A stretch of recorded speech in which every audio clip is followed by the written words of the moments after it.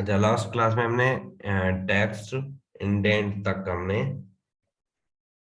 Text indent हमारा रह गया था, बाकी हमने कवर कर लिया था। सही है, तो आज हम टेक्स्ट इंडेंट से स्टार्ट करते हैं। लास्ट क्लास में हमने क्या कवर किया था? वर्टिकल लाइन वगैरह हमने ये कवर कर दिया था।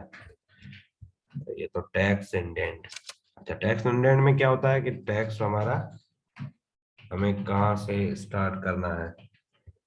लाइक अगर हम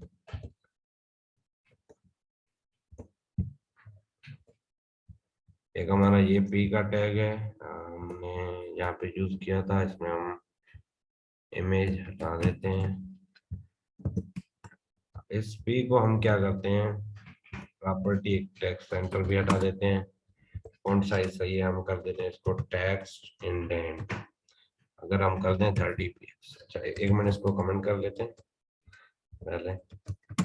नॉर्मल हम देखते हैं हमारे पास टेक्स्ट किस तरह से शो हो रहा है। टेक्स्ट हमारे पास इस तरह से शो हो रहा है। आवाज मेरी आ रही है? अगर आवाज ना आए, अगर स्क्रीन पे मैं कुछ भी चेंजेस कर रहा हूँ तो आप मुझे बता दीजिएगा कि आवाज नहीं आ रही आपकी।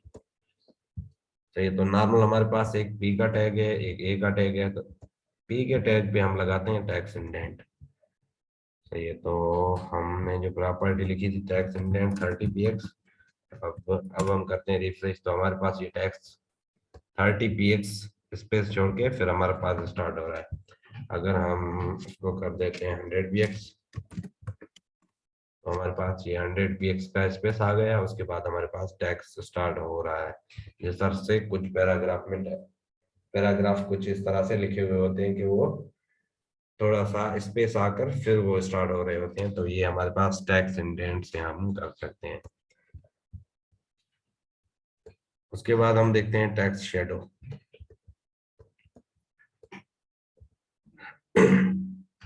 तो टेक्स्ट शेडो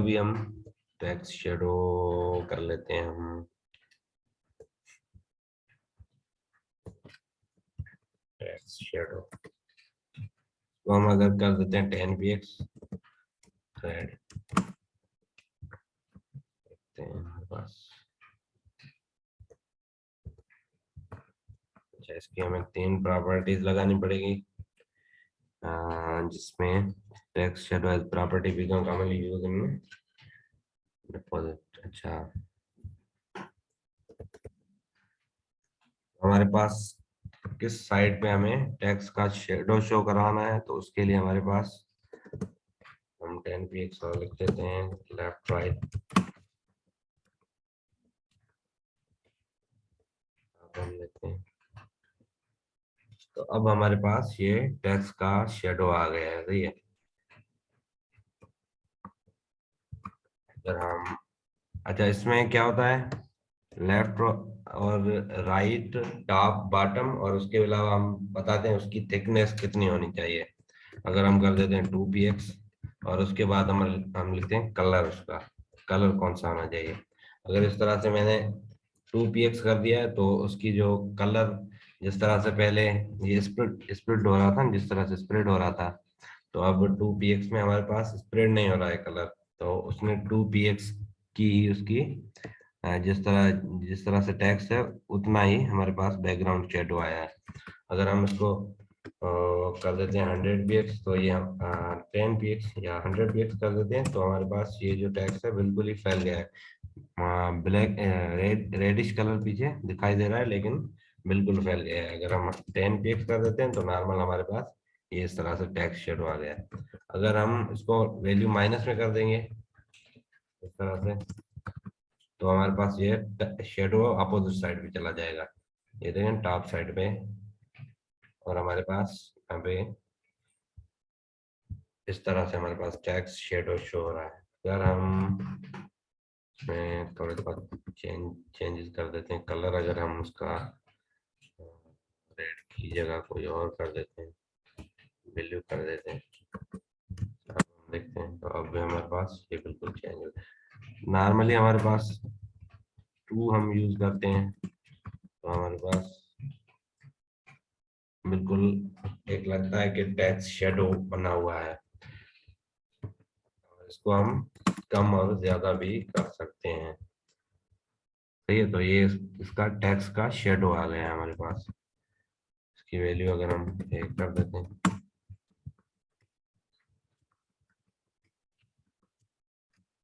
0, तो बिल्कुल भी शो नहीं होगा।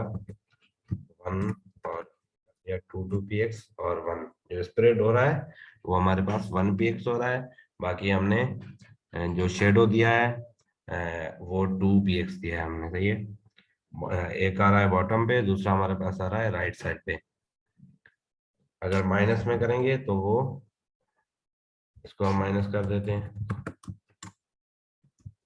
तो हमारे पास ये लेफ्ट साइड पे चला गया। अगर हम सेकंड वैल्यू को माइनस में करेंगे तो वो टॉप पे चला गया हमारे पास। सही है, एक होती है वैल्यू हमारे पास लेफ्ट राइट के लिए और एक होती है टॉप बटन के लिए। तो हमारे पास ये टेक्स्ट शेडो की प्रॉपर्टी, ये क्लियर हो गई सबको?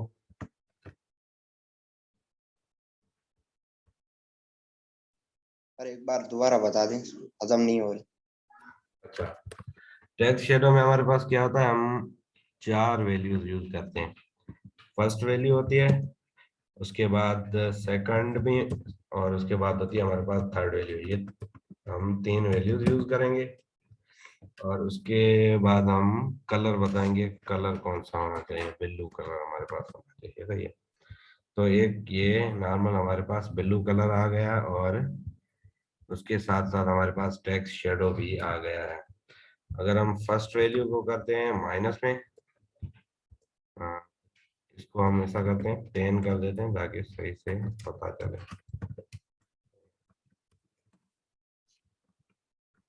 ये अगर हम फर्स्ट को करते हैं माइनस में, तो फर्स्ट होती है लेफ्ट और राइट के लिए। सही है, तो हमारे पास माइनस में कर दिया तो हमारे पास लेफ्ट साइड पे टेक्स्ट शेडो चला गया है। अगर ये प्लस में होगी नॉर्मल तो हमारे पास राइट साइड में टेक्स्ट शेडो जाएगा।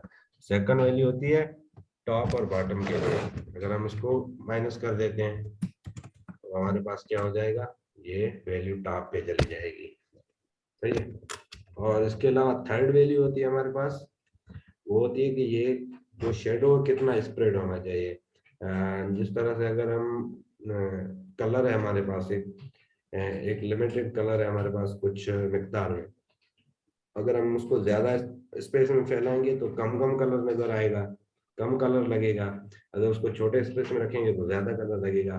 उसी तरह से थर्ड प्रॉपर्टी में हम जितनी वैल्यू देंगे उस हिसाब से उतने उतना ये कलर हमारे पास स्प्रेड हो जाएगा। जिस तरह से अभी देख रहे हैं ना, अभी सिर्फ ये हमारे पास कलर स्प्रेड हो गया है।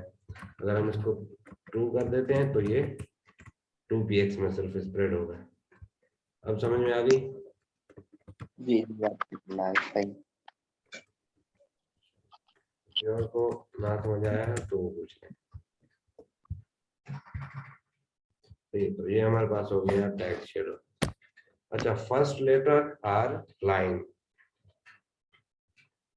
ये भी हम ये हमारे सेम हमारे पास पैराग्राफ का टैग है। इस पे हम क्या करते हैं, फर्स्ट लेटर अगर हमें टारगेट करना हो तो हम इस तरह से उसका क्लास नेम भी लिख सकते हैं, उस एट्रीब्यूट को भी डायरेक्ट टारगेट करके हम इस तरह से फर्स्ट लेटर। सही है, देखते हैं। तो ये हमारे पास सिर्फ इसने फर्स्ट लेटर को टारगेट किया है। फर्स्ट लेटर हमारे पास उसकी साइज इंक्रीज हो गई है और उसके साथ सिर्फ शेडो भी फर्स्ट लेटर को ही लगा है। अगर हम फर्स्ट लाइन कर दें, सही है, तो इस तरह से हम कर देते हैं लाइन, तो अब हमारे पास क्या हो जाएगा, जो फर्स्ट लाइन होगी अगर हम जूम हटा दें, जितना भी टेक्स्ट होगा फर्स्ट लाइन में उस पे हमारे पास ये वैल्यू काम करेगी। तो इस तरह से हम फर्स्ट लाइन और फर्स्ट लेटर इस तरह से हम टारगेट कर सकते हैं। तो ये हमारे पास फर्स्ट लेटर फर्स्ट लाइन होगी। मैं बुक की साइज को इंक्रीज कर देता हूँ। सही है, फर्स्ट लाइन फर्स्ट लेटर समझ में आ गया कि किस तरह से हम फर्स्ट लाइन और फर्स्ट लेटर को टारगेट कर सकते हैं। जी सर, समझ में आ गई। अच्छा, उसके बाद हमारे पास स्टाइलिंग है लिंक की। तो हाँ, लिंक की स्टाइल हम देखते हैं। लिंक की स्टाइल में हमारे पास कौन सी चीजें आ जाती हैं, एक आ जाती है हमारे पास होवर, विजिटेड। अच्छा, गूगल पे अगर हम कुछ सर्च कर लें, लाइक HTML,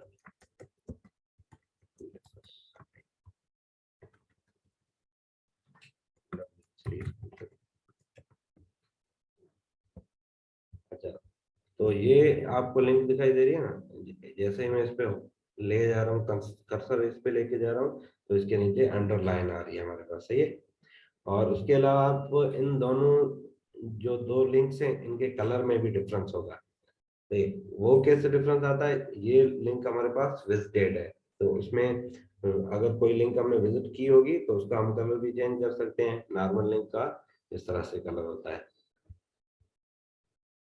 अच्छा, चलें हम देख लेते हैं। यहाँ पे हम क्या करते हैं, कुछ लिंक्स बना देते हैं, टैग पर रहने देते हैं। यहाँ पे एक अटैग बना, लिंक के लिए एक अटैग होता है, href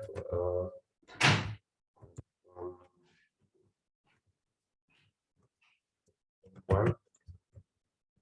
उसके बाद एक और बना देते हैं href, और उसको हम कर देते हैं सेकंड लिंक। सर पीछे HTML आ गया। और सॉरी, हाँ,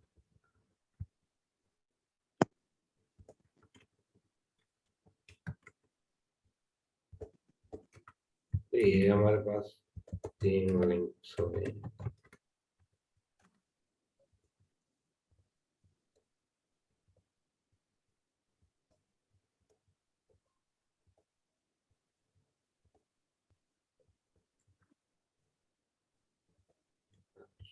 इसमें हम बात कर देते हैं google.com। अच्छा, तो ये अब हमारे पास नॉर्मल लिंक्स का कलर क्या है, इस तरह से आता है हमारे पास नॉर्मल लिंक्स का कलर।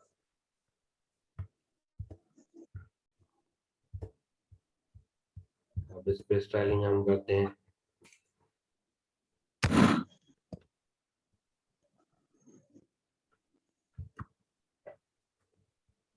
हम डायरेक्ट टारगेट करते हैं एक एट्रीब्यूट को, और उस पे हम इस तरह से अगर हम इंस्टॉल करें तो उसका टेक्स्ट डेकोरेशन, टेक्स्ट डेकोरेशन एक प्रॉपर्टी होती है जिससे क्या होता है, तो लिंक का बाय डिफॉल्ट जो भी CSS उस पे लगी होती है, जिस तरह से हमारे पास अंडरलाइन वगैरह होती है, जो उसका बाय डिफॉल्ट कलर होता है, वो हम चेंज कर सकते हैं टेक्स्ट डेकोरेशन से। उसकी लिंक वगैरह हम हटा सकते हैं, जो अंडरलाइन है वो हम हटा सकते हैं। ये टेक्स्ट डेकोरेशन नन कर देते हैं, तो हमारे पास अब अंडरलाइन हमारी हट चुकी है। अच्छा, उसके बाद हम हमारा जो मेन मकसद था कि विजिटेड लिंक हो तो उस पे किस तरह का कलर हो, और खाली लिंक है तो उस पे किस तरह का कलर हो, और होवर हो या एक्टिव तो इन पे किस तरह का कलर हो। ये अब हम कर लेते हैं, डायरेक्ट लगा देते हैं लिंक, और इस पे हम कर देते हैं कलर, बाय डिफॉल्ट जो कलर है वो हम कर देते हैं रेड। ठीक है,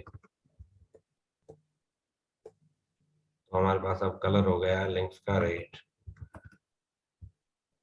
अब हम VR का टैग लगाकर लिंक्स को भी सेपरेट कर लेते हैं, ताकि links हमारे पास एक दूसरे के नीचे शो हो।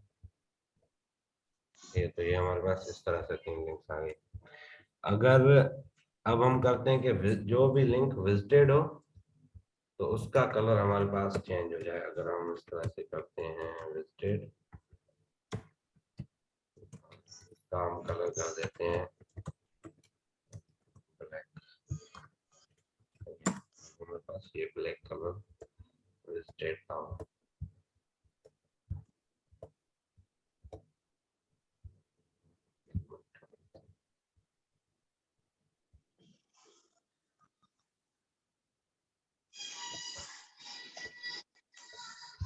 अच्छा, ये किसका माइक ऑन है? जयप्रकाश आपका माइक ऑन है। नहीं सर, मेरा बंद है।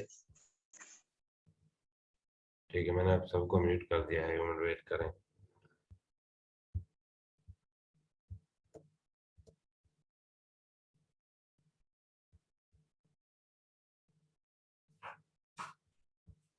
अच्छा, तो ये अब हमारे पास सेम ही पेज पे हम इसको किस तरह से टारगेट कर सकते हैं।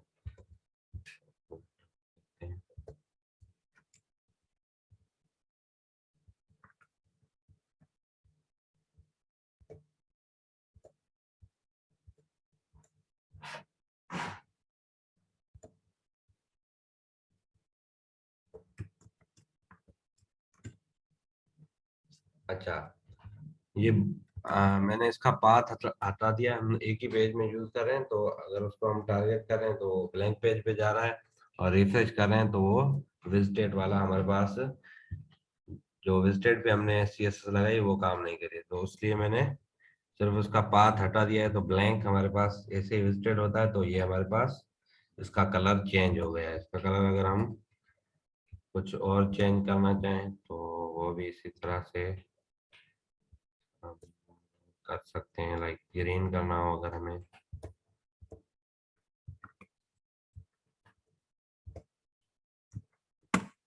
तो ये हमारे पास कलर चेंज हो गया।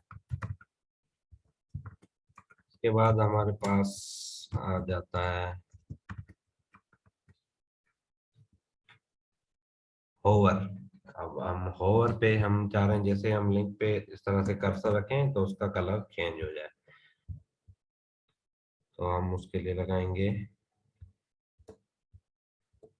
ए का टैग, और उसके बाद लगाएंगे हो पे। होवर पे हम कर देते हैं कलर इसका ग्रे।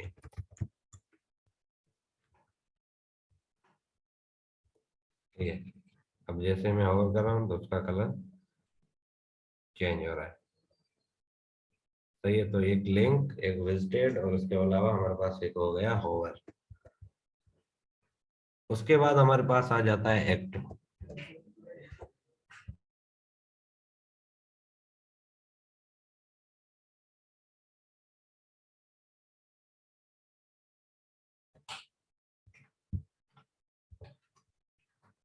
अच्छा, हो विजिटेड पे हम इसी तरह से ए, और सॉरी एक्टिव, एक्टिव पे हम इसका कलर कर देते हैं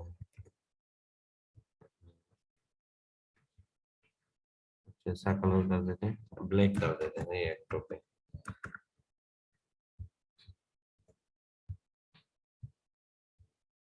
अच्छा, एक्टिव पे जैसे मैं क्लिक के बटन को प्रेस करूंगा उस पे, तो वो उसका कलर हमारे पास चेंज हो जाएगा। जैसे हम सिर्फ क्लिक पे, जिस तरह से जैसे मैं क्लिक का बटन प्रेस करके इस पे होल्ड करूंगा तो उसका उस टाइम पे कलर चेंज होगा, लाइक इस तरह से। तो ये होवर पे क्या होता है, जैसे हम कर्सर ले जाते थे तो उसका कलर चेंज होता था। और एक्टिव में हमारे पास जैसे हम क्लिक का बटन जितनी देर प्रेस होगा उस टाइम हमारे पास कलर चेंज होगा।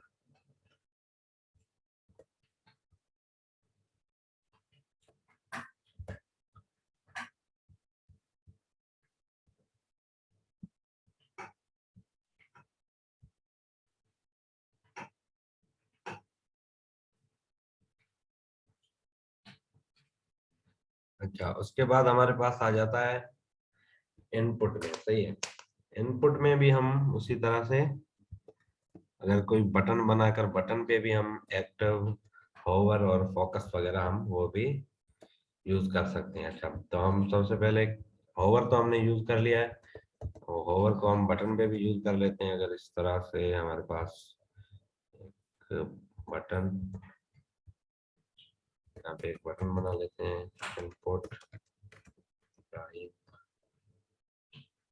कर देते हैं हम उसकी, और वैल्यू कर देते हैं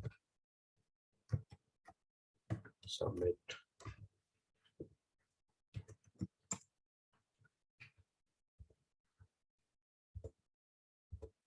तो ये हमारे पास एक बटन आ गया है। अगर इसको बटन को हम टारगेट करें इनपुट को, और इनपुट को हम कर देते हैं ओवर पे, हमारे पास क्या हो जाए, कलर इसका हो जाए रेड।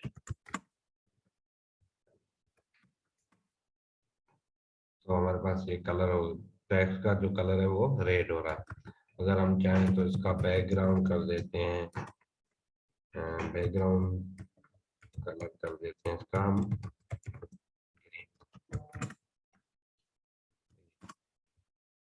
हमारे पास बैकग्राउंड कलर ग्रीन हो गया, टेक्स्ट रेड हो रहा है होवर। सही है। उसके बाद एक्टिव,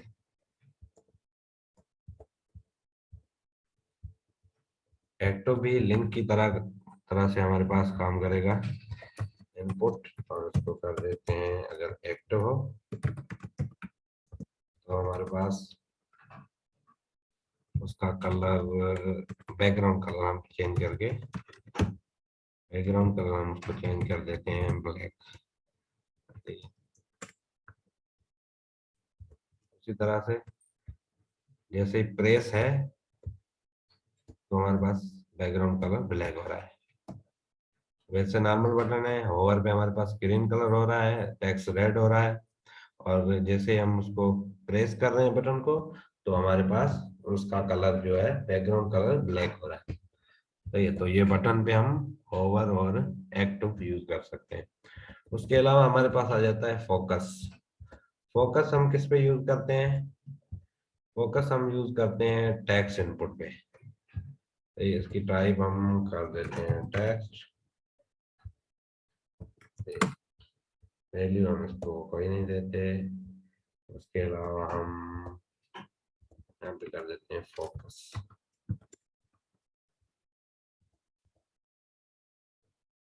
जैसे होवर करेंगे ग्रीन, जैसे ही मैं उसके अंदर क्लिक करूंगा तो उसके अंदर हमारे पास बैकग्राउंड हो जाएगा ब्लैक। मतलब कि हम ये इनपुट हमने क्लिक कर दिया इनपुट के अंदर, अब टेक्स्ट कुछ भी लिख रहे हैं तो वो हमारा इनपुट हो जाएगा फोकस। तो जैसे फोकस होगा तो उसको भी हम CSS से उसकी कलर चेंज कर सकते हैं या स्टाइलिंग उसकी चेंज कर सकते हैं। समझ में आ गया ये। एक्टिव और होवर उसी तरह से था जिस तरह से लिंक पे काम कर रहा था।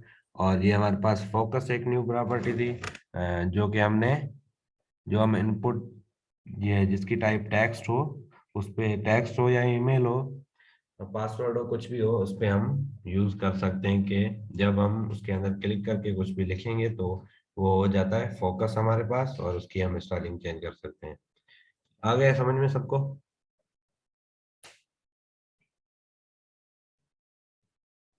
जी सर सही है। और कोई बताए समझ में आया कि नहीं।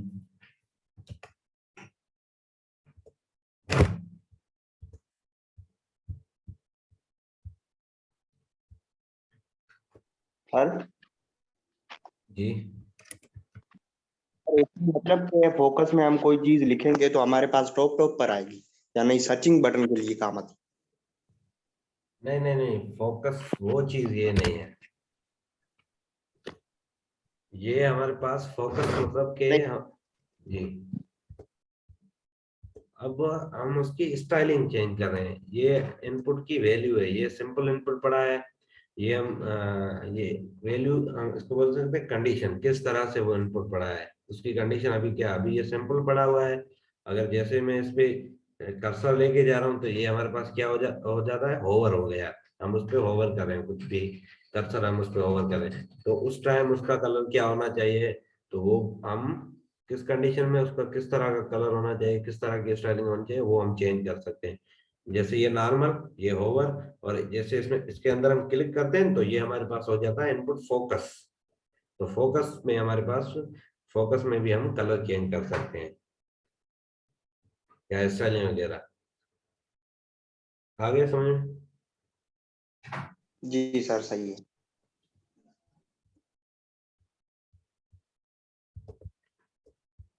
अच्छा, ये हमारे पास एक और टॉपिक आ जाता है एट्रीब्यूट सिलेक्टर्स।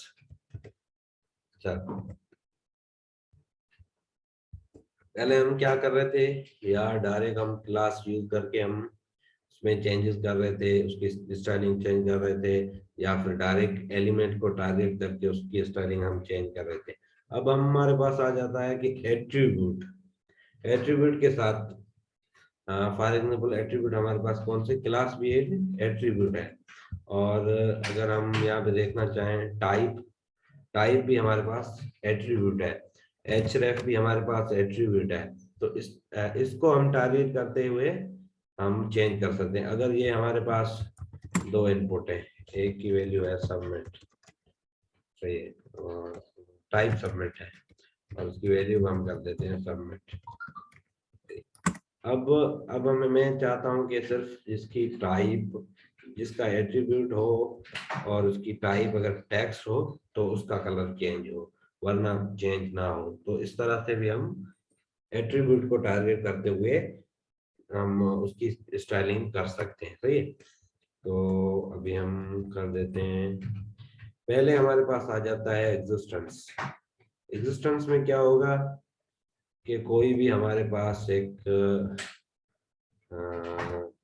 कोई भी अगर हमारे पास लाइक हमने एक पैराग्राफ यूज किया है, सही है, तो पैराग्राफ में अगर क्लास, हम यहाँ पे क्या करते हैं एग्जांपल के लिए इनको 3 पैराग्राफ कर देते हैं, लिंक्स वगैरह हम हटा देते हैं, उनकी स्टाइलिंग में हम हटा देते हैं, तो ये हम फर्स्ट लाइन वाला भी हटा देते हैं। और अब हम देखते हैं कि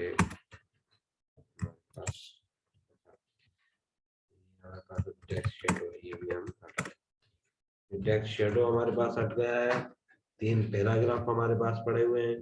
अब इस पे हम क्या करते हैं, इनमें से टॉप वाले को हम दे देते हैं क्लास, और इसमें क्लास लिख देते हैं हम पैराग्राफ से पैरा, और इसके बाद हम क्या करते हैं, जो सबसे बॉटम पे है उसको भी हम एक क्लास दे देते हैं पैरा। अब हमारे पास एट्रीब्यूट सेलेक्टर्स में क्या होता है कि हम उसको बोलते हैं कि अगर जिस भी एलिमेंट को, जिस भी, पहले हम क्या करते हैं, सब पी के जो भी एलिमेंट है उनको टारगेट किया। अब हम बोलते हैं जिसमें भी एट्रीब्यूट, क्लास का एट्रीब्यूट मौजूद हो उसकी टेक्स्ट साइज आप कर दो 30, बाकी सबकी, बाकी को छोड़ दो। तो इसने क्या किया, जिस दो में जो हमने क्लास दी थी, जिसमें क्लास एट्रीब्यूट था 2 पैराग्राफ में, सिर्फ उसकी, उसका जो टेक्स्ट साइज थी, फॉन्ट साइज थी, वो चेंज हुई है। बाकी जिसको हमने क्लास का एट्रीब्यूट नहीं दिया है तो उसमें हमारे पास टेक्स्ट पे कोई भी सीएसएस अप्लाई नहीं हुई है। तो ये, इसमें क्या होता है कि ये एट्रीब्यूट, कोई भी एट्रीब्यूट इसमें हम लिख सकते हैं, टाइप, अगर इसमें टाइप हो तो इसका टाइटल हो तो उसका चेंज हो, सही है।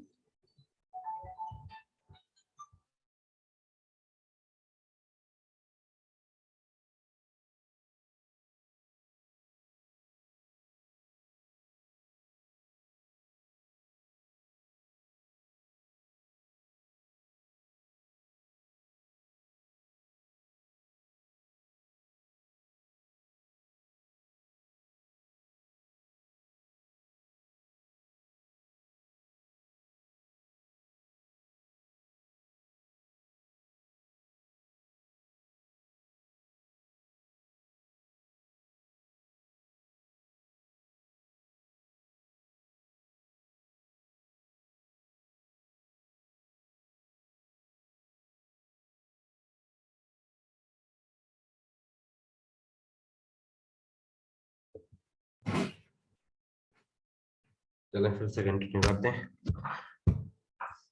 अच्छा, उसके बाद हम कर देते हैं कि क्लास का एट्रीब्यूट हो और उसकी वैल्यू, अगर कोई भी वैल्यू हम उसमें रख देते हैं, लाइक हम रख देते हैं पैराग्राफ, हम इसको कर देते हैं पैराग्राफ, सही है। तो ये भी उसी तरह से, अगर हमारे पास 2 पैराग्राफ थे, एक को हम हटा देते हैं, तो ये हमारे पास जिस क्लास की वैल्यू होगी पैराग्राफ के इक्वल टू, तो वो उसको टारगेट करेगा।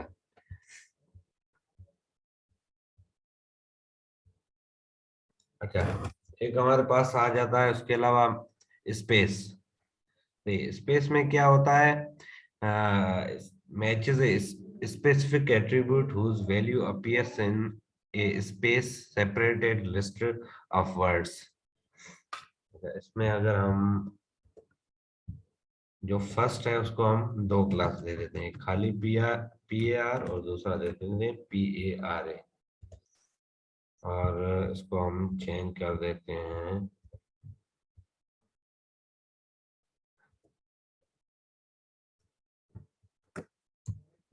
ये। तो ये हमारे पास उसको टारगेट करेगा।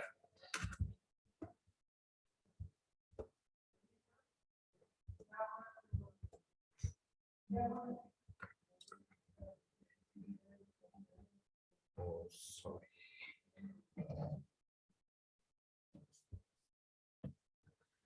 अच्छा, तो ये हमारे पास फर्स्ट मीटिंग का टाइम ओवर होने वाला है। अब मैं नेक्स्ट क्लास की लिंक सेंड करता हूँ, आप फिर से ज्वाइन कर लें।